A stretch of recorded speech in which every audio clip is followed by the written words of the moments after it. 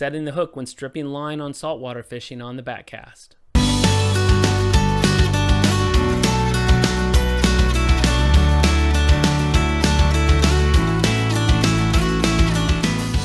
Tyler Vanosdell is the owner of Mission Bay Fly Fishing Company, and we were out on Mission Bay in that saltwater environment, and we were talking technique and strategy, and one part of those techniques was stripping and how he does it there in Mission Bay.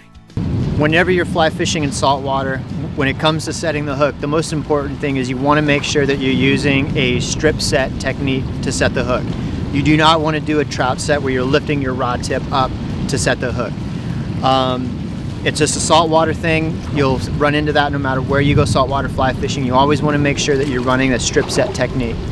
The cool thing about a strip set technique is even if the fish does miss that fly, the cool thing is that fly is actually staying in that feeding column. So even if he misses it, continue stripping, because he might come back and actually decide to take the hook again, or if there's another fish there, another fish might come and take that hook. So whereas in trout fishing, if we lift that rod tip up, that fly is going to come up and out of that feeding column. But in a strip set, that fly is always there. So if we miss a strike in a strip set, just continue to strip until you feel that hit again. And once you feel that you have that connection, once you feel that you have a good set on the hook, go ahead and lift your rod tip and then fight the fish from there. And what is a strip set? As I'm sitting here stripping my fly in, making that fly come alive, as soon as I feel that I'm getting a hit, the most important thing is I want to make sure I continue to strip, and only to come in and strip and set the hook. I leave my rod tip down close to the water where it was before. I'm not lifting my rod tip up out. I'm leaving it down, and I'm just continuing to strip, and I want to strip it hard. I don't want to strip it so hard I'm going to rip it out of its mouth, but I want to make sure that I'm actually making a good set with that hook. So if I lift that rod tip up, it's going to take that fly out of that feeding column. So right now, if I got a hit and I missed it, by doing a strip set, that fly is still down there nice and low in the feeding column. So continue stripping, because he might come back and hit it, or another fish might actually come up and decide to hit it as well. So, and then once you know that you have connection with the fly, once you know that you have a good connection within the fish's mouth, then go ahead and lift your rod tip and then start to fight him with the rod from that point on.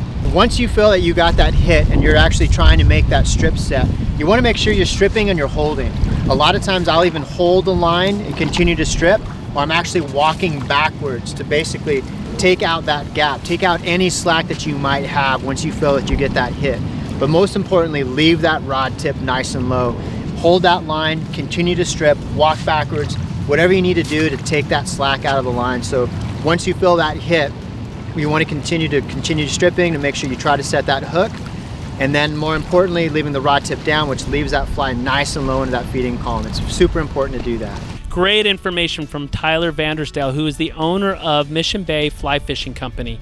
This is a guy who's got a lot of expertise, local knowledge and skills, and he's got a real good way of conveying and helping his clients with those skills and knowledge so that they can kind of come away a lot better fishermen. He specializes in saltwater, and he guides right here on beautiful Mission Bay and San Diego Bay and the San Diego area. Let us know. We'll put you in contact with him, and we'll see you right here next time on the Backcast.